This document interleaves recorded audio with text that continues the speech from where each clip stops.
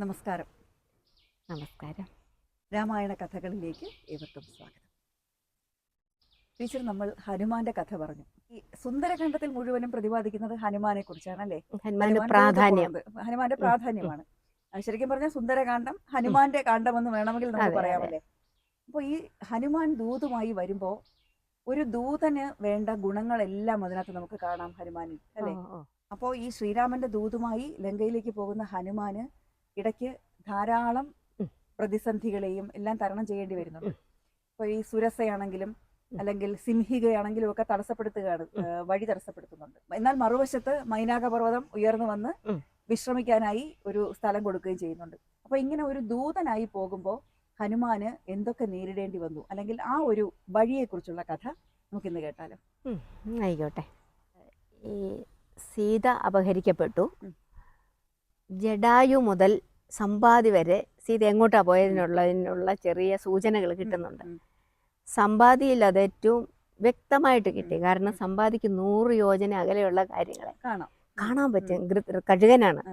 അപ്പൊ ഇന്ന സ്ഥലത്ത് ഇരിക്കുന്നു എന്ന് വരെയുള്ളത് കിട്ടി. ഏതാണ്ട് മരിക്കാനായിട്ട് കിടന്നതാണ് ഈ വാനരന്മാര്. അവർക്കൊരു പുനർജീവൻ കൊടുക്കുകയാണ് സമ്പാദി. എന്നിട്ട് സമ്പാദിയുടെ പാട്ടിന് പോയി ഇത് പറഞ്ഞിട്ട് ചിറകൊക്കെ മുളച്ചങ്ങ് പോവുക. ഇവര് ഇനി വേണ്ടത് ചെയ്തോളാൻ ഇവരോട് പറയുന്നുണ്ട്. നിങ്ങൾ ചെയ്തോ, എനിക്ക് വയസ്സായി എന്ന് പറയും. അപ്പൊ ഇവരെന്ത് ചെയ്യും? അക്കരെ എങ്ങനെ കടക്കും? എല്ലാരും കൂടെ ചേർന്ന് വട്ടത്തിലിരുന്ന് ചർച്ചയാണ്. അക്കരയ്ക്ക് ചാടാൻ കഴിവുള്ളവര് മുന്നോട്ട് വരിക. അപ്പൊ ഓരോരുത്തരും ഞാൻ ഇത്ര ചാടാം, ഞാൻ അങ്ങോട്ട് ചാടാം, 100 യോജനയും ചാടാം, പക്ഷെ തിരിച്ചു വരാം. ഇങ്ങനെ പറയുമ്പോ അങ്കദൻ ഇതിനകത്ത് ഇടപെടും. അപ്പൊ അങ്കദനോട് പറയും, നീ ലീഡറാണ്, നേതാവാണ്. നേതാവ് മറ്റുള്ളവരെ നയിക്കുക, അല്ലാണ്ട് ഇതിനകത്ത് ചാടുക അല്ല ജോലി എന്നുള്ള ആ ഒരു ഇതൊക്കെ നമുക്കൂടെ തരുന്ന ഉപദേശങ്ങളാണല്ലോ എന്ന് പറയും. ഹനുമാൻ മിണ്ടാതിരിക്കുക. അപ്പൊ നമുക്ക് നേരത്തെ ഒരു ശാപകഥമൊക്കെ ഓർമ്മയുണ്ടെന്ന് തോന്നുന്നു. തൃണബിന്ദുവിന്റെ ഒരു ശാപം. അതുകൊണ്ടാവാം എന്തോ മിണ്ടാതിരിക്കുന്നു, അനങ്ങാതെ. ഒരു എല്ലാം കഴിഞ്ഞപ്പം സ്വന്തം കഴിവുകളെ കുറിച്ച് ഒട്ടും ഓർമ്മ വരുന്നില്ല എന്നുള്ളതല്ലേ. എല്ലാം കഴിഞ്ഞപ്പം ജാമ്പവാൻ ഇടപെടുകയാണ്. എന്നിട്ട് പറഞ്ഞു, ഹനുമാൻ നീ എന്താ ഇങ്ങനെ അനങ്ങാതിരിക്കുന്നത്? തുടക്കം മുതൽ ഹനുമാന്റെ മഹത്വങ്ങൾ പറയുക. അതായത് പ്രസവിച്ച ഉടൻ തന്നെ മേളിലോട്ട് സൂര്യമണ്ഡലത്തിലേക്ക് ചാടിയത്, ഹനുവില് ഉണ്ടായത്, പാതാളത്തിൽ പോയി ഇത് വരങ്ങൾ നേടിയത്, ഇതെല്ലാം പറഞ്ഞ് ഏറ്റവും ഒടുവില് നിന്റെ കയ്യിലല്ലേ ശ്രീരാമൻ മുദ്രമോതിരം തന്നിരിക്കുന്ന, അങ്കുലിയം തന്നിട്ടുള്ളത് നിന്റെ അല്ലേ? ഇതങ്ങോട്ട് പറഞ്ഞു കഴിഞ്ഞു. ഇദ്ദേഹം എല്ലാം ആ ശാപം അഴിഞ്ഞുപോയി. അപ്പോഴത്തേനും തൻ്റെ ശക്തി തിരിച്ചറിഞ്ഞു. അപ്പൊ ഇദ്ദേഹത്തിന് ഈ ഹനുമാന് അഷ്ടൈശ്വര്യങ്ങളാണ്, ഇമാ മഹിമ ഈശത്വം വശിത്ത് ഇതെല്ലാം ഉണ്ടല്ലോ. പെട്ടെന്ന് ഇദ്ദേഹം അങ്ങ് ഊർജ്ജസ്വലൻ എഴുന്നേറ്റു.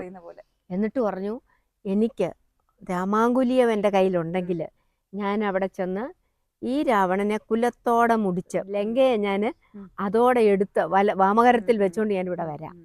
അല്ലാന്ന് വെച്ചാൽ സീതയെ ഞാൻ ഇങ്ങനെ ഇതുപോലെ അങ്ങോട്ട് പറയാൻ തുടങ്ങി. അപ്പം ജാമ്പവൻ പറഞ്ഞു, നീ അതൊക്കെ അവിടെ നിർത്ത. കാരണം അത് ശ്രീരാമൻ ചെയ്ത് രാവണനെ വധിക്കുകയൊക്കെ ശ്രീരാമൻ ചെയ്തോളൂ. അവിടെ പോയി സീതയുടെ വിവരം അറിഞ്ഞിട്ട് എത്രയും പെട്ടെന്ന് തിരിച്ചു വരണം എന്ന് പറയും. ഓ ശരി. ഇതങ്ങോട്ട് കഴിഞ്ഞു. ഇത് മഹേന്ദ്രാജ ലോപരി കയറുക. അവിടെ ചെന്നു. എന്നിട്ട് ഒരു ചാട്ടമുണ്ട്, അത് അതിഗംഭീരമാണ്. വാൽമീകി രാമായണത്തിലെ ആ വർണ്ണന. ഇദ്ദേഹം ഇത് മുറുകെ പിടിച്ചു. എന്നിട്ട് കൈകൾ പരത്തി ഇതിങ്ങനെ വെച്ചു. കാല് അല്പം പിന്നോട്ട് ആഞ്ഞ് പിന്നെ മുന്നിലേക്ക് ചാടി. കാല് അകുഞ്ചിതാംക്രിയായിന്ന കാലൽപ്പം വളച്ചു വെച്ചു.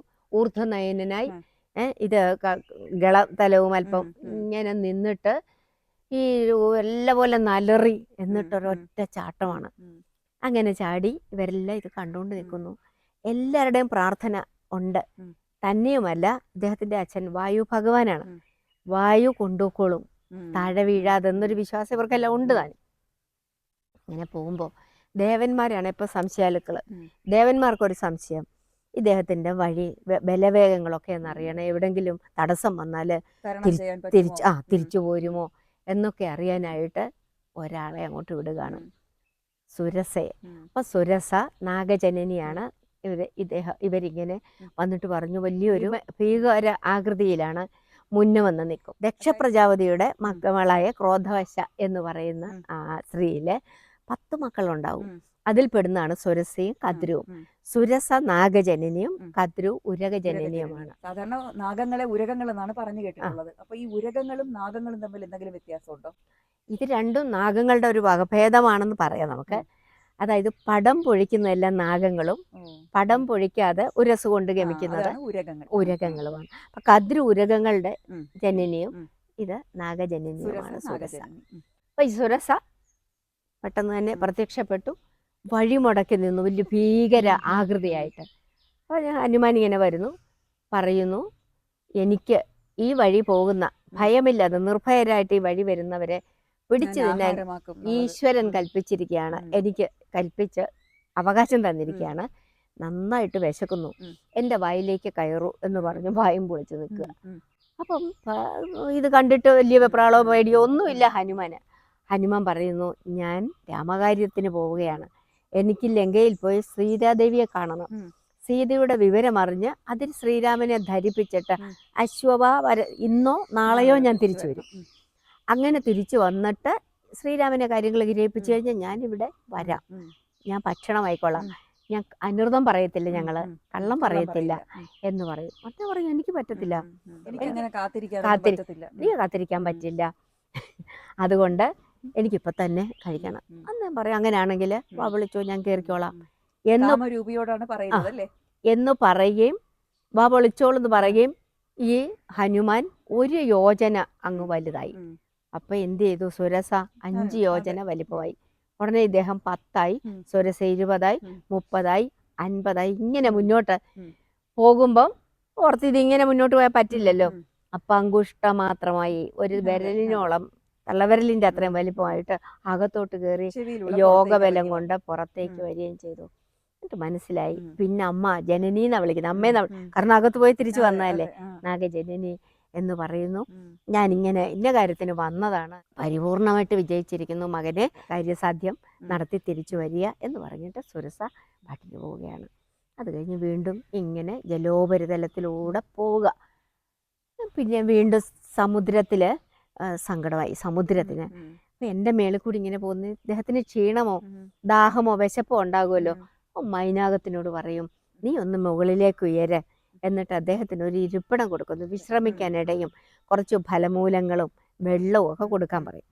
അപ്പൊ മൈനാകം ഇങ്ങനെ മുകളിലേക്ക് വരും. മൈനാകം കടലിനടിയിൽ പോയതിന്റെ ഒരു കഥയും കൂടി ഇതിനോട് ചേർത്ത് പറയാലോ. അതായത് പണ്ട് ആദ്യകാലത്ത് പർവ്വതങ്ങൾക്കെല്ലാം ചിറവുണ്ടായിരുന്നു. അപ്പൊ ഈ പർവ്വതങ്ങൾക്ക് ചിറവ് വന്നാലത്തെ കാര്യം ആലോചിച്ച് ഇവരങ്ങ് പറക്കും. പറന്നിട്ട് എവിടെയെങ്കിലും പോയി താഴുന്ന ആ ഭാഗം പിന്നെ തീർന്നില്ലേ, അതപ്പം വിഷമമായി. ഭൂലോകവാസികൾക്ക് വലിയ കഷ്ടമായി. അവർ ദേവേന്ദ്രനോട് ചെന്ന് സങ്കടം പറയും. ദേവേന്ദ്രനെ ഇവരെ നിരപ്പിന് നിർത്തും. എന്നിട്ട് മുഴുവൻ പേരുടെയും ചിറക് കണ്ടിച്ചു കളയും. പക്ഷേ വായു ഭഗവാൻ ഈ മൈനാകവുമായിട്ട് നല്ല സുഹൃത്തുക്കളാണ്. അതുകൊണ്ട് വായു മൈനാകത്തിനെ വഹിച്ചുകൊണ്ട് ഈ സമുദ്രത്തിൽ കൊണ്ട് ആക്കി. സഗരന്റെ 60 മക്കളുണ്ടാക്കിയതാണല്ലോ സാഗരം. ആ വംശത്തിൽ പെടുന്നതാണ് ആരാ? ശ്രീരാമൻ അല്ലേ? അപ്പം ശ്രീരാമന്റെ കാര്യത്തിനാണ് പോകുന്നത്. തൻ്റെ വംശത്തിൽപ്പെട്ട ഒരാൾക്ക് വേണ്ടി പോകുന്ന ആളിനെ സംരക്ഷിക്കേണ്ട ചുമതല സമുദ്രത്തിനുണ്ട്. അതേപോലെ തന്നെയാണ് ഇദ്ദേഹത്തിനുമുണ്ട് ആ ഒരു ബന്ധം മൈനാകത്തിന്. അതുകൊണ്ടാണ് മൈനാകം ഇങ്ങനെ ചിറവില്ലാതെ. തന്നെയല്ല, അന്നു മുതൽ മൈനാകത്തിനെ സംരക്ഷിക്കുന്നത് സമുദ്രമാണ്. അതുകൊണ്ട് ആ ഒരു കടപ്പാട് സമുദ്രത്തിനോട് മൈനാകത്തിനുണ്ട്. ഉടനെ തന്നെ പൊങ്ങി വന്നു. ഒരു മനുഷ്യരൂപത്തിലാണ് ആദ്യം വരുന്നത്. എന്നിട്ട് പറയും, അങ്ങൻ്റെ മേന്മേലിരുന്ന് തളർച്ച തീർത്ത് ഈ പക്വ ഫലങ്ങളും നല്ല ഒന്നാന്തരം വെള്ളവും ഒക്കെ കുടിച്ചിട്ട് പോകാം. അപ്പൊ ഈ ഹനുമാൻ പറയുന്ന ഒരു നല്ല വാചകമുണ്ട്, അരുതരുത്, നമ്മള് രാമകാര്യത്തിന് ഞാൻ പോകുന്നുണ്ട്. പെരുവഴിയിൽ ഒരു അസിന് ശയനങ്ങൾ പാടില്ല.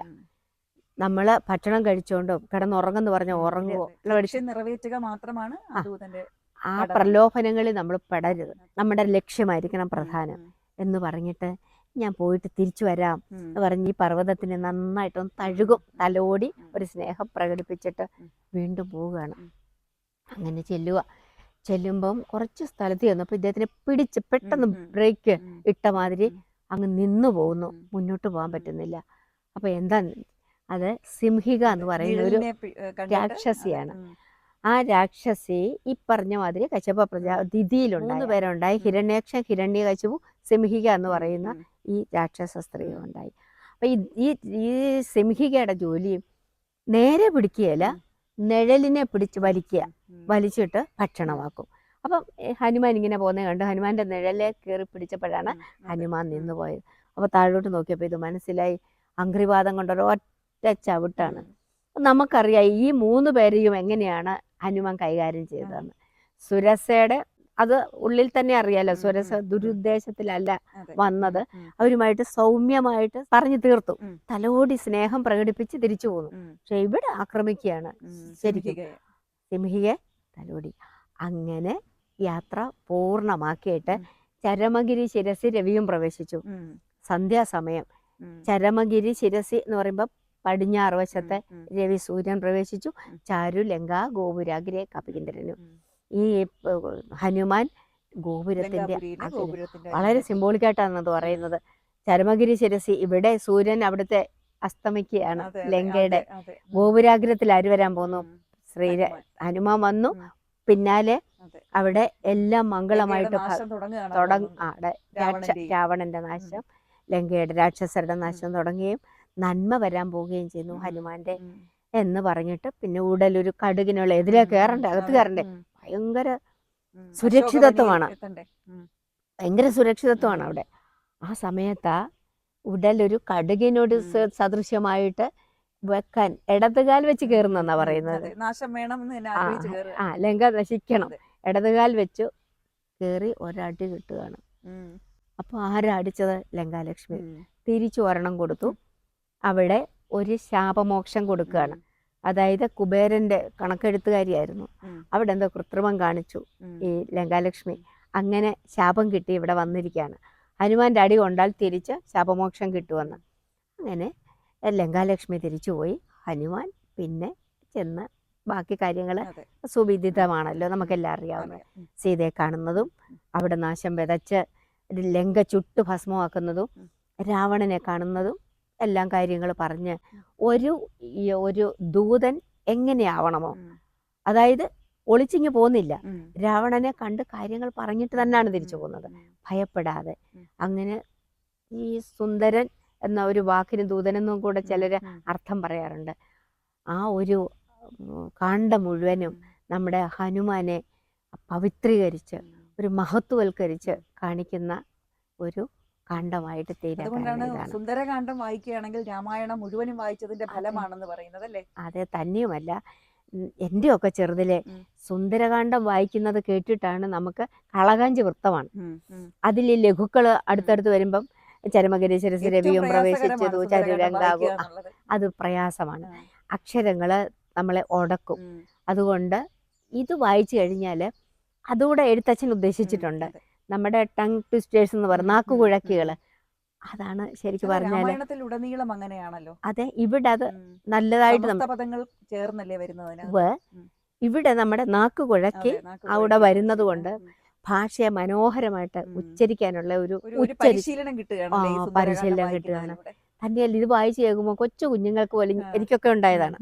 സുന്ദരകാന്ഡം വായിക്കുമ്പോഴാണ് രാമായണം വായിക്കണം, രാമായണം അറിയണം എന്നുള്ള തോന്നൽ വളരെ ചെറുതിലേ ഉണ്ടായതും അന്ന് മുതൽ ആദ്യമേ കുറേശ്ശെ സുന്ദരകാന്ഡം വായിക്കാൻ തുടങ്ങിയത്. ഇന്ന് ഞാൻ ഏറ്റവും ഇഷ്ടപ്പെടുന്നത് സുന്ദരകാന്ഡം വായിക്കാനാണ്.